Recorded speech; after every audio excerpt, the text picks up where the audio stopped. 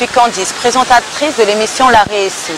Si vous avez un projet comme, je ne sais pas, une création d'entreprise, si vous avez un autre projet qui est peut-être humanitaire, qui soit concret, n'hésitez pas à me contacter parce que la réussite ne suffit pas de gagner des millions, mais aboutir à quelque chose dans la vie.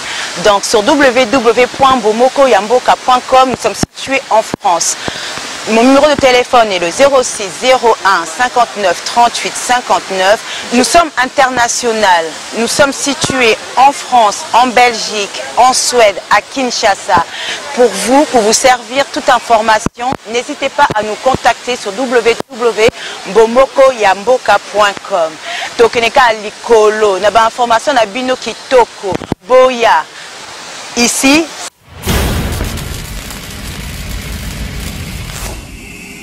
Komikolo site zakaka moko kombo nango pe bomokoyamboka.com.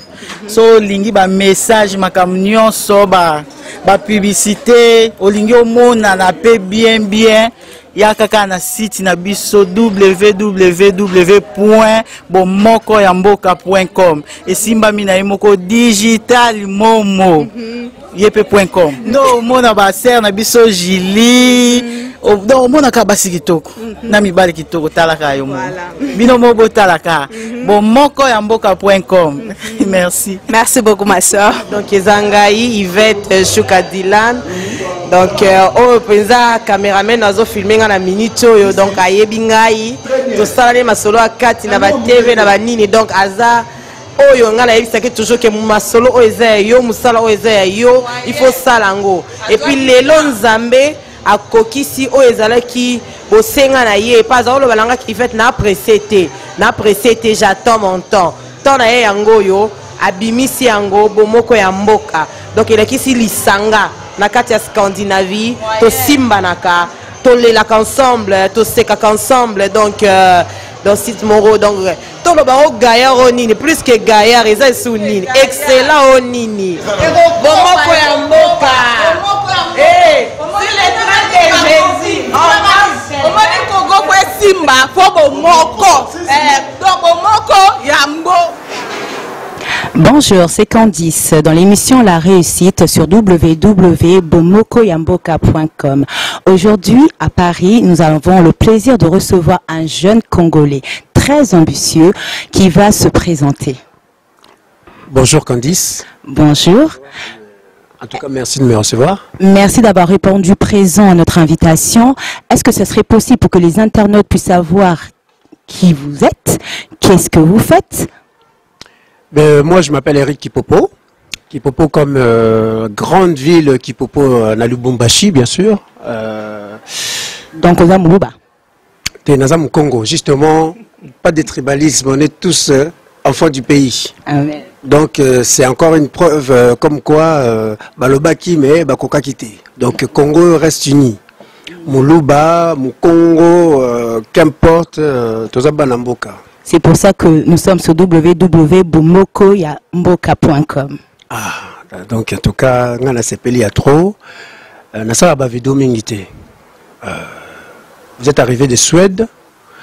C'est quand même que vous avez l'amour de votre pays. Parce que vous venez jusqu'à ici nous voir à Paris, faire des vidéos pertinentes. Et ce que j'aime beaucoup chez vous, c'est votre neutralité. Parce que j'ai pu suivre un peu quelques informations, enfin quelques émissions que vous avez fait, et j'ai dit, je n'aime pas passer dans des vidéos inutilement, et donc là je passe puisque je vois que vous avez l'amour du pays, n'est-ce pas Candice? Tout à fait, nous voulons l'unité, nous proclamons la paix. La paix d'ailleurs, en tant qu'ambassadeur de paix, je suis ambassadeur de paix chez mes frères combattants. Et dans la vie, je suis responsable logistique d'un dépôt de 5000 m². Donc, je gère des équipes de 100 à 150 personnes minimum. Et puis, sinon, je suis aussi responsable stratégique dans tout ce qui est industrie et communication à la personne. Voilà, je ne veux pas dire plusieurs casquettes parce que voilà, j'ai plusieurs coiffures, on va dire. C'est mieux, c'est plus propre. Et ici sur Paris? Alors moi mon bureau est à Orléans, donc je travaille pour un grand groupe, et sinon j'habite donc sur Paris et sur Orléans, plus précisément. D'accord, ok. Et est-ce que vous voulez nous parler d'un projet que vous avez mis en place pour le développement du Congo? Oui, bien sûr, parce que vous savez qu'en 10, on se vous voit, hein, parce que c'est un respect qu'on doit d'abord à nos sœurs, nos mamans tout d'abord. On parle beaucoup des combattants, on parle beaucoup des choses qui se passent, donc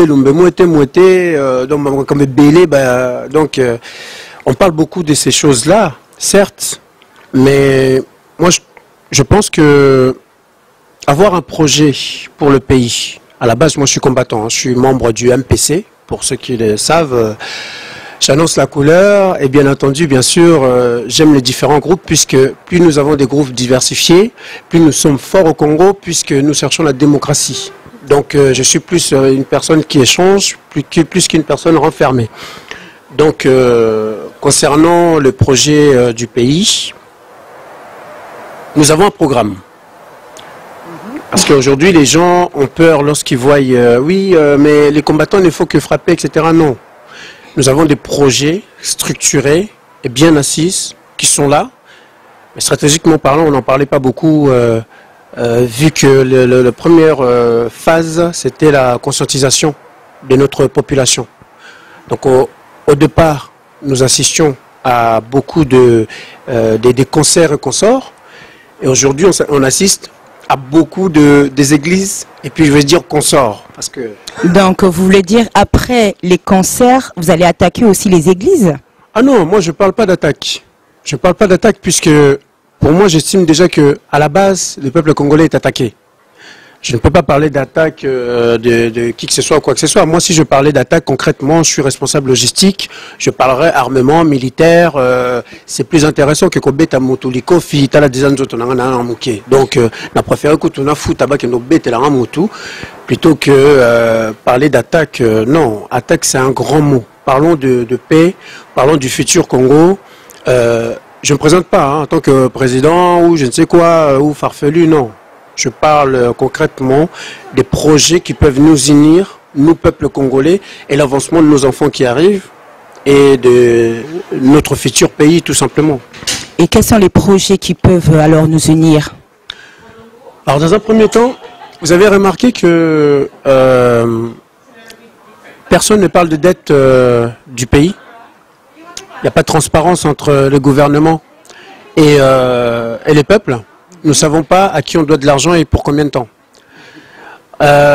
Aujourd'hui, on haït peut-être l'Angolais, on est en train d'ailleurs peut-être le Congolais du Brazza, etc. Mais nous-mêmes, nous ne savons pas qui est recensé, qui ne l'est pas. Donc c'est pour ça aussi qu'il y a des confusions. Parce que nous ne sommes pas un peuple xénophobe. La preuve en est, c'est qu'on accueille et puis après on nous fait souffrir chez nous. Donc on dit que celui qui a les plus grosses assiettes, ce n'est pas pour autant que le plat est meilleur. Donc moi je suis plus pour d'abord ne pas mentir aux Congolais, leur faire dans un premier temps un recensement de Congolais à l'intérieur du pays, ensuite un recensement de la diaspora. C'est deux choses différentes. Pourquoi? Parce que c'est un exemple. Je prends de la France puisque c'est un cas que je connais particulièrement puisque ça fait plus de 20 ans que je suis ici. Lorsqu'une personne arrive, on lui donne un titre de séjour. Séjour veut dire je vais quelque part, mais pas forcément pour y rester. Au bout de 10 ans, c'est pas 5 ou 6, mais au bout de 10 ans, on lui donne une carte de 10 ans. C'est-à-dire qu'ils estiment, d'après leur population qu'ils ont recensée, puisqu'on a appris, même en étant petit, qu'il y a des pyramides des âges en France. Donc ça veut dire que, pour eux, dans leur pays, il faut 10 ans d'adaptation. Donc, lorsque vous avez quelqu'un qui vient d'arriver, ça fait 1 mois, 2 mois, 3 mois, voire 2 ans. Bien sûr, il y a confusion de genre, il y a confusion sur les personnes qui étaient déjà ici. Donc il y a des choses qu'on ne va pas comprendre et il y a des choses non plus qu'ils ne comprendront pas. Alors que nous, Mundele, Sogamoni Bisso, un blanc lorsqu'il va nous voir, je traduis pour ceux qui ne comprennent pas l'Ingala, ça coûtera moins cher à papa de Suède. Donc Mundele Soki Azomona Bisso, il va voir 2 Congolais, mais je ne dirai pas celui-là a fait 2 ans et celui-là a fait 10 ans. D'ailleurs, s'il disait ça, on appellera ça délit de faciès. Donc, si on reproche ces choses-là, je dis simplement que il faut vraiment faire un recensement des Congolais vivant au Congo. Pour, à la base, si on fait un recensement des Congolais vivant au Congo, ça nous permettra de créer des infrastructures hospitalières. Je m'explique. Nous avons au Congo 2 saisons, l'été et la pluie. En France, nous avons 4 saisons. Donc, dans les 4 saisons comprend l'hiver, chose que nous n'avons pas au Congo. D'ailleurs, il y en a certains qui voient la neige qu'à la télé, ou bien dans les pubs de Coca. Sinon, ici, ayant 4 saisons, donc pour en revenir au Congo, nous n'avons que 2 saisons. À partir de ces 2 saisons-là, les infrastructures hospitalières, on peut très bien, pendant toute une année, je suis prêt à recevoir qui que ce soit, lui faire la démonstration, puisque là on n'a pas beaucoup de temps, mettre des grandes tentes en place, vous savez, comme les tentes comme les ONG, comme le Croix-Rouge et consorts, mais proches de tous les villages. Et avec le recensement, ça nous permettra de savoir que telle maman, elle vient de telle localité, à au-dessus de telle localité, etc. Donc, sur quel hôpital? Il y en a des fois, ils rentrent à l'hôpital, Azo Kalikolopa, c'est à Koufi. Ou bien une jeune fille, elle est en pleine puissance de sa maturité, elle rentre à l'hôpital pour faire un IVG, on attend qu'elle est morte. Mais, donc, on trouve ça normal. Donc, tandis que si on fait des infrastructures hospitalières proches de tous ces villages, parce que le Congo, c'est tellement ébalé. Donc, ça nous permettra de ne pas beaucoup investir dans un premier temps. Et de l'autre côté, toutes les grandes villes qui sont, donc ça fait 3 zones, hein, les villages, les hôpitaux, pas de fortune, infrastructures vraiment avec des vrais médecins bien formés. À l'extérieur, nous aurons par la suite des hôpitaux proprement dit, comme on dit en France, donc moins de budget d'investissement. Donc je pense que à partir de là, les recensements vont nous apporter ça. C'est-à-dire que fini les tribalismes, c'est-à-dire qu'on sait très bien que tu viens de telle localité. Donc tu peux vivre au nord Kivu, tu peux vivre à Kinshasa ou tu peux vivre à Goma. On saura que tu viens de telle localité. Donc ce sera plus facile pour toi aussi d'afficher ton acte civil. C'est-à-dire que Moulouba, comme on parlait tout à l'heure, ou bien à Kikongo, ils peuvent vivre partout au Congo, mais en sachant que s'ils veulent un acte de naissance ou un extrait d'acte de naissance de leur enfant, ils appellent tout simplement leur famille dans leur localité. Donc ça va nous apporter quoi en diaspora? Lorsque vous déposez vos papiers à la préfecture au Boakingunda, donc les Français ne te connaissent pas, ou bien les Norvégiens ou les Suédois ne te connaissent pas. Donc il suffit par rapport à un papier et un code qu'on te donne. Malheureusement, on est obligé de parler comme ça, parce que c'est la réalité. Donc, quand ils prennent vos papiers, ils regardent, ils disent, bon, il nous manque seulement votre acte de naissance. Vous avez dit que vous souffrez dans votre pays, etc., mais nous n'avons pas d'acte de naissance pour prouver que vous venez de là. Vous savez ce qui se passe la plupart du temps, Candice? Non, expliquez-nous. En fait, on se retourne vers des chemins farfelus, tu as mis 6 mois 200 balles, et puis tu as dit non, vous allez avoir papier. Donc les papiers viennent de n'importe où, donc je peux prendre n'importe quelle nationalité.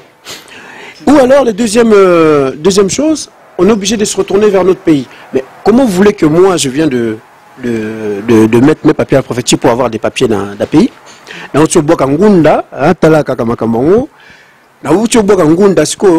faut que je me retourne vers mon pays, où je viens de dire que c'est un gouvernement sanguinaire, comme on a actuellement, République dictatoriale du Congo. C'est un gouvernement sanguinaire. Je me retourne encore vers eux pour dire, s'il vous plaît, donnez-moi mes papiers.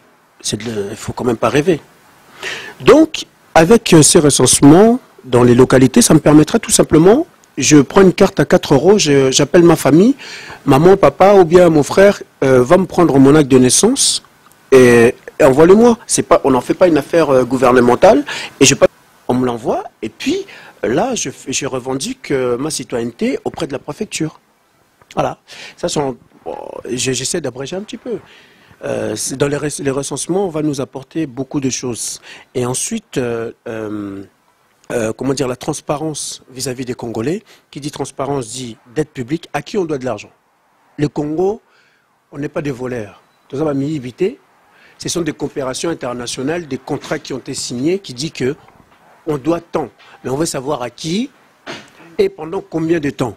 Parce que les dettes se répètent, on appelle ça en France, ce sont des crédits revolving. Donc, revolving, les années, tu vas revolver la moutou, et puis tu acceptes de resigner, tu resignes. C'est un braquage, d'accord? Donc, pour éviter ça, on veut que les choses soient transparentes. Donc, moi, ce que je proposais, c'est qu'on nous mette, vous savez, comme dans Téléthon et tout, des totems numériques, mais géantes, de des endroits stratégiques. Comme ça, le monde entier, le peuple entier, puisse voir combien le Congo doit de l'argent. Si ça monte, ça veut dire, si la dette augmente, ça veut dire que le gouvernement flotte quelque part. Il vient de prendre un crédit. On le saura tout de suite et on va demander des comptes. Mais vous pensez que le gouvernement congolais veut la transparence par rapport à ces dettes-là? Aujourd'hui, moi je regarde la population. Parce que le gouvernement, c'est la population. Donc les gens qui composent un gouvernement, dans tout droit international, ont été votés par un peuple. Ce qui fait qu'aujourd'hui, si ça se passe mal, c'est puisque les gens qui sont dans notre gouvernement n'ont pas été votés par un peuple. Il y a eu litige électoral et au lieu de proposer soit un recomptage de votes ou aller vers une solution pacifiste, on a tapé sur le manteau de l'enclume, pam, et on a dit c'est un tel. Voilà aujourd'hui les problèmes qui se passent. Voilà. Donc, pour que ça puisse être, votre projet puisse être abouti, il faudra d'abord que la présidence actuelle puisse partir et que le peuple puisse voter un président qui veut l'avancement du peuple congolais. Moi, je pense que aujourd'hui, d'ailleurs, c'est un programme, parce qu'on dit que les combattants n'ont pas de programme, etc. Oh non, mais binope combattants. Ceux qui peuvent pouvoir bosser la ligne. Donc j'ai dit qu'on a des propositions concrètes. J'ai proposé $40 d'état-majorité au Congo. Alors ça veut dire que nous en diaspora on saura que on peut appeler là-bas et puis on nous envoie de l'argent. Parce que le Western Union qu'on a, vous savez, je vais t'emprunter ta feuille. On a côté vert, côté jaune. Mais nous on voit que le vert. Envoyer, envoyer. Mais on ne reçoit jamais. Mais c'est un échange. C'est-à-dire qu'aujourd'hui, avec $40, une fois qu'on a recensé les Congolais, $40 à chaque citoyen ayant 18 ans dès sa majorité, vivant au Congo, pas de l'extérieur, vivant au Congo, ben ça va permettre de faire un resserrement de vie familiale, un lien familial, sachant que papa, maman, bazan, na 5, s'ils se séparent ou bien ils ont l'intention de se séparer, ils se diront à un moment que non, à leurs 18 ans, on aura quand même de l'argent. Donc, ils vont plus resserrer, ils vont vouloir plus aller vers la discussion que Kocha Batulibanda ou quoi que ce soit. C'est pour ça que ça va quelque part nous éviter Banakuluna. C'est un resserrement de lien familial. Ça sera plus de l'assistat? Non. L'assistanat, en contrepartie, c'est tout un grand programme. Vous savez, on ne va pas tout dire ici parce qu'ils sont là, ils ne font rien au pouvoir. Donc, simplement, ce n'est pas de l'assistanat. On va demander derrière un travail, c'est un exemple. Aujourd'hui, je sais qu'un jeune Congolais a $40 par mois à vie. Nous avons le budget pour. Et je vais me développer plus tard. $40, qu'est-ce qu'on va demander en tant que gouvernement? On va demander aux citoyens de faire. C'est un exemple. Nos enfants, le matin, ils partent à l'école. Pourquoi ne pas faire des opérations de ville propre où on fait on aménage des emplacements pour que les enfants viennent se retrouver là, alors d'une trentaine d'enfants par école, etc., où ils sont accompagnés par 3 éducateurs. Donc 3 citoyens avec des chasubles différents qui vont accompagner ces enfants-là jusqu'à l'école. Le matin, ce n'est pas les mêmes qui vont venir les récupérer pour les rentrées scolaires, qui vont venir les récupérer, et ce n'est pas les mêmes qui vont aller les récupérer les soirs, pour éviter les actes de pédophilie et trop connaître les enfants, etc. Donc pour éviter ça. Donc c'est un devoir citoyen. C'est-à-dire que si tu touches $40, tu peux au moins faire ça pour notre pays. Derrière, nous allons retracer les routes. Donc retracer les routes, c'est-à-dire à partir du moment où on dit que nos enfants passeront. Par exemple, vous savez, là où tout le monde a les grands boulevards, où tout le monde roule vite. Si on fait passer les enfants à cet endroit-là, c'est-à-dire que les gens, ça va influer sur la circulation. Les gens seront obligés de ralentir, puisqu'on a aménagé. Les enfants passent à cette heure-là. Donc, ils n'auront pas le choix. On ne t'oblige pas de faire autrement, mais on te dit de te comporter autrement. Vous voyez, donc tout ça, ce sont des projets. Donc tout est une question d'éducation. Il faut rééduquer le peuple congolais. Moi, franchement, je veux dire, on est déjà éduqués. D'une mauvaise façon, puisqu'il n'y a pas d'avancement. Franchement, vous savez, moi je suis pas pour parler tout le temps négatif d'un Congolais. Je suis pas d'accord parce que c'est pour cela que ça emmène ces troubles aujourd'hui. Il faut parler positif d'un Congolais. Il faut parler positif, je suis pour. Parler positif. Comment vous expliquez qu'un pays qui est 7 fois plus grand que la France, et même en richesse terrestre, est un des pays le mieux garnis au monde, qu'un peuple souffre comme ça? Parlons positif. Parlons positif, c'est-à-dire aujourd'hui nous avons des filles respectables, nous avons des mamans respectables, nous avons des hommes respectables qui travaillent tous les jours. On ne peut pas le cataloguer avec celui qui met sa ceinture jusqu'au nombril et qui gagne 300 €, qui va s'acheter des vestes à je ne sais pas combien, je suis désolé. Nous avons des hommes responsables au Congo. Donc moi je préfère plus qu'on parle positif parce qu'on parle du lendemain.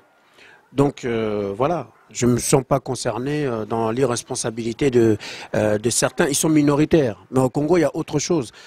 Ça t'est déjà arrivé, Candice, quand tu es invité par une amie qui t'est très chère, tu arrives là, tu t'assois, elle met la musique Ndombolo et te dit « Ah bah tu peux me traduire ça ». Tu n'étais pas venu pour ça à la base. Oui, tout à fait, oui, ça m'est déjà arrivé. Ah, peut-être que tu étais venu pour lui parler des perroquets, tu avais un projet sur des perroquets du Congo. Eh bien, tu me parles de Bizoba, il y a musique. Alors c'est ça, il faut changer. Voyons positif pour notre pays. D'accord. Et en ce qui concerne aussi le travail, parce que le problème en est qu'il n'y a pas de travail. Il n'y a pas de financement en fait pour le travail.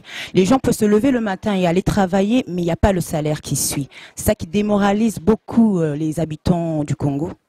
Ma très chère Candice, tu sais, pour moi, en tout cas dans le futur Congo, c'est pas le travail qui manque. C'est la volonté de certains de mettre en place des infrastructures pour travailler. Si ils veulent que je leur démontre par A plus B, je suis responsable d'un entrepôt de 5000 m². S'ils veulent qu'on mette en face des industries au Congo, c'est faisable. Et l'industrie apporte le travail. Et après, ça va apporter une certaine mentalité à certains, puisqu'on rêve, souvent les gens rêvent de rentrer au Congo pour construire une maison. Mais pourquoi tu rêves pas de rentrer au Congo pour construire un entrepôt? C'est pas très cher, nous avons les tôles, nous avons les main-d'œuvre, etc. Donc ça donne du travail.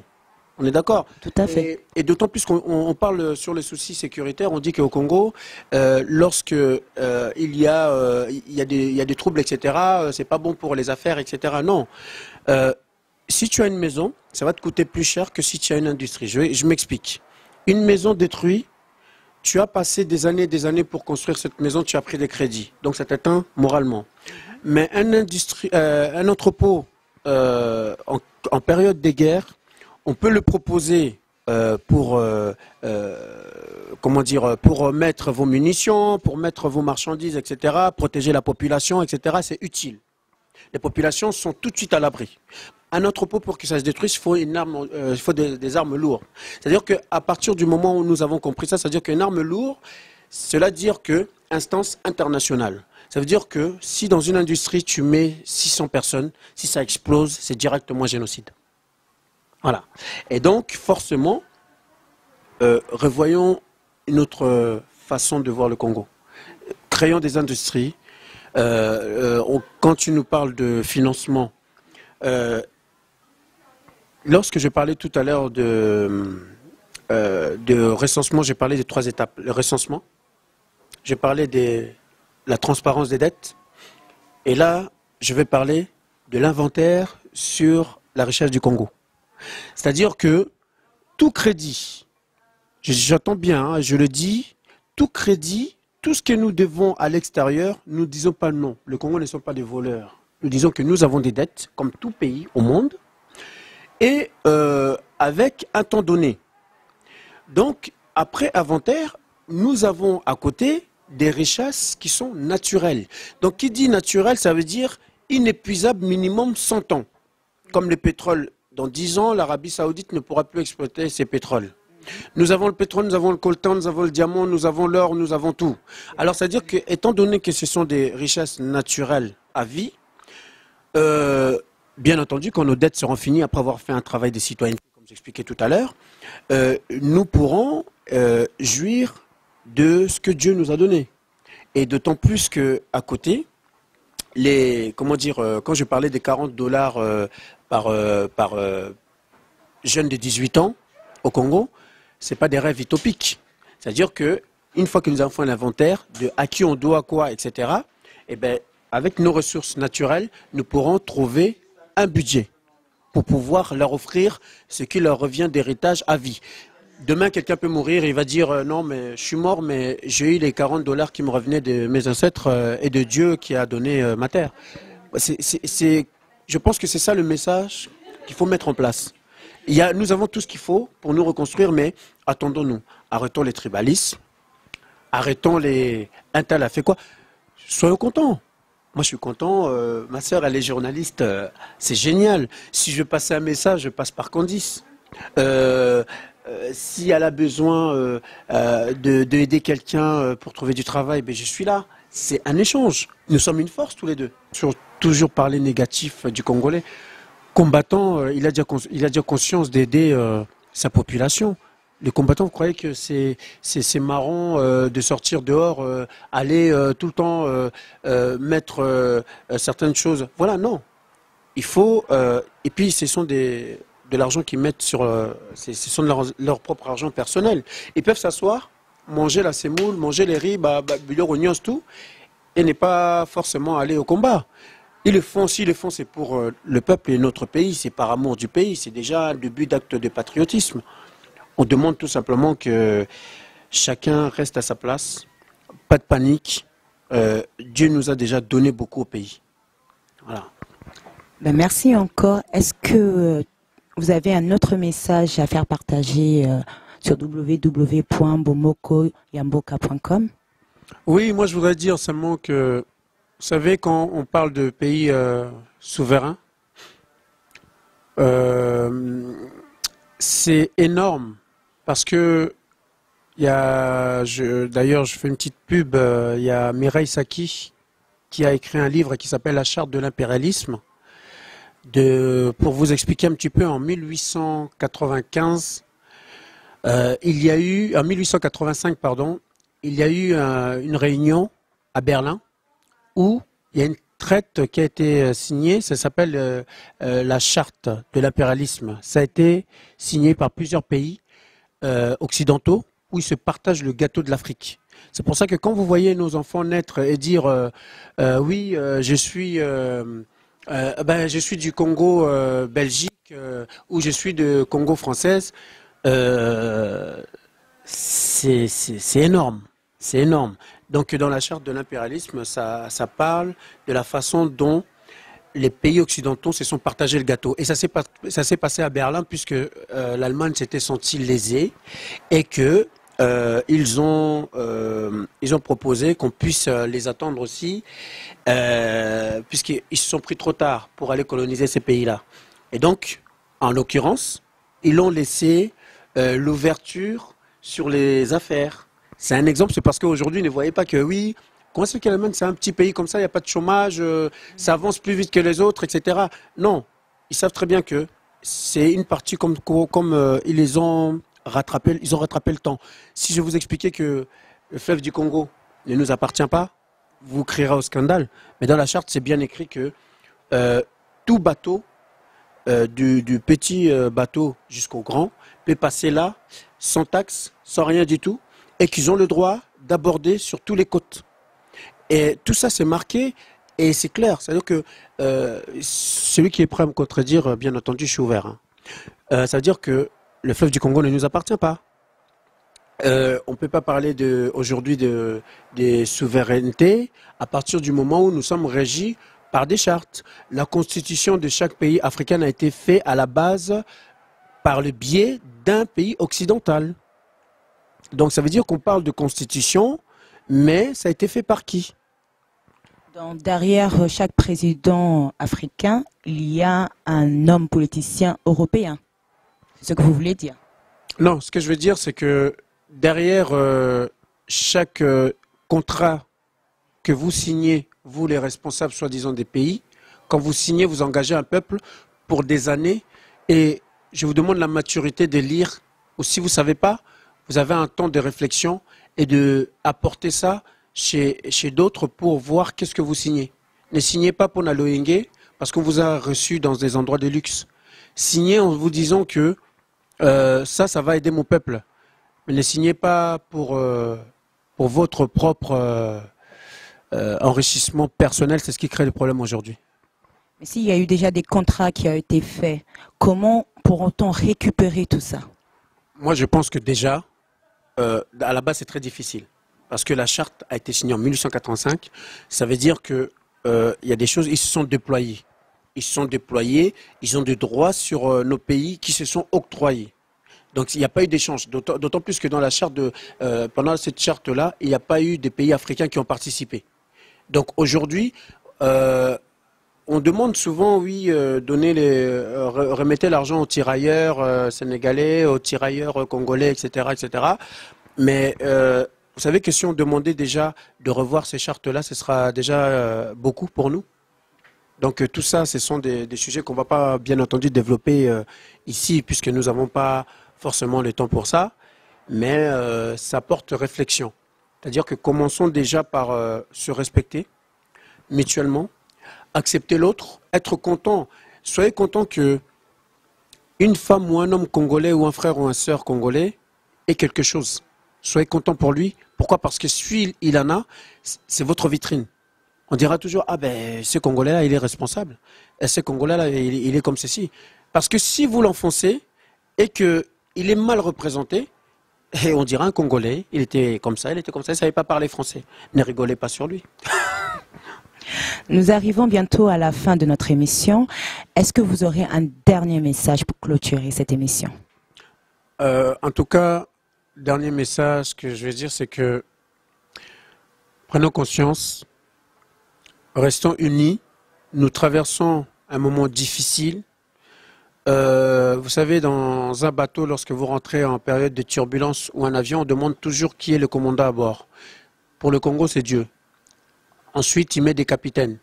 Mais le capitaine, croyez-moi, les gens, lorsqu'ils embarquent, à la base, ils ne connaissent pas le capitaine. C'est-à-dire qu'on part au vote, où on nous propose des listes.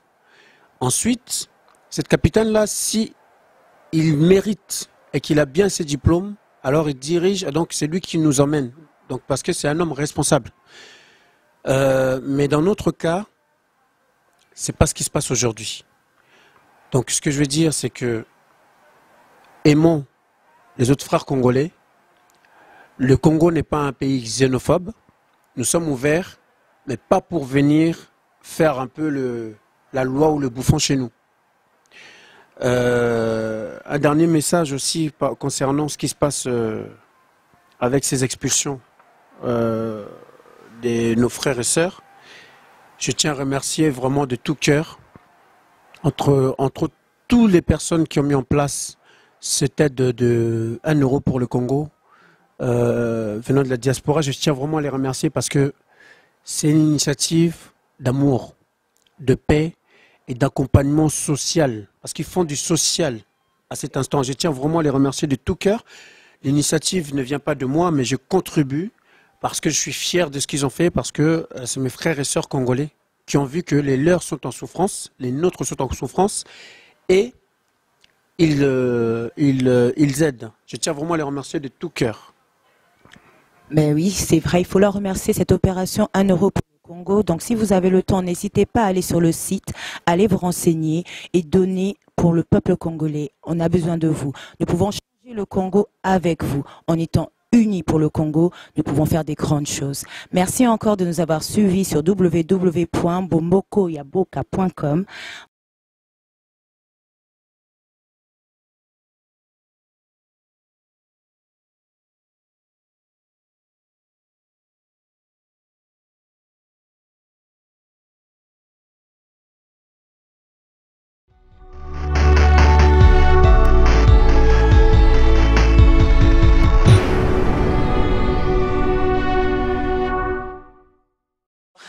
Candice, présentatrice de l'émission La Réussite.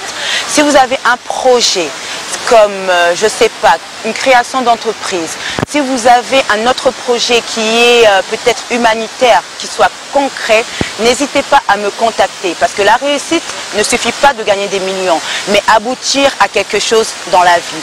Donc sur www.bomokoyamboka.com, nous sommes internationaux, nous sommes situés en France, en Belgique, en Suède, à Kinshasa. Pour vous servir toute information, n'hésitez pas à nous contacter sur www.bomokoyamboka.com. Tokeneka likolo, na ba information na bino kitoko. Boya. Ici.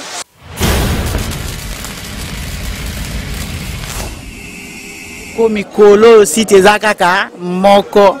Kombo nango pe bomokoyamboka.com. So lingi ba message makambo nyonso ba publicité olingi omona na pe bien ya kaka na site na biso www.bomokoyamboka.com. Esimbami na ye moko digital momo yepe.com. No mona ba ser na biso Jili donc mona ka basi kitoko na mibali kitoko talaka yo mo bino mo botalaka bomokoyamboka.com. Merci beaucoup ma soeur. Donc ezangai Yvette Shuka Dylan. Donc au penza cameraman nazo filmer na minute yo donc ayebi ngai to sala masolo akati na ba TV na ba nini donc aza oyo ngala yebisaki toujours que masolo o eza yo musala o eza yo il faut salango et puis lelo nzambe akokisi o ezalaki bosenga na ye pas olo balanga ki fait na précété j'attends mon temps na ye yango yo abimisi yango bomoko ya mboka donc elekisi lisanga na kati ya Scandinavie to simbanaka to lelaka ensemble to sekaka ensemble donc dans site moro donc to lo ba o gaillard onini plus que gaillard eza sous nini excellent onini bomoko ya mboka.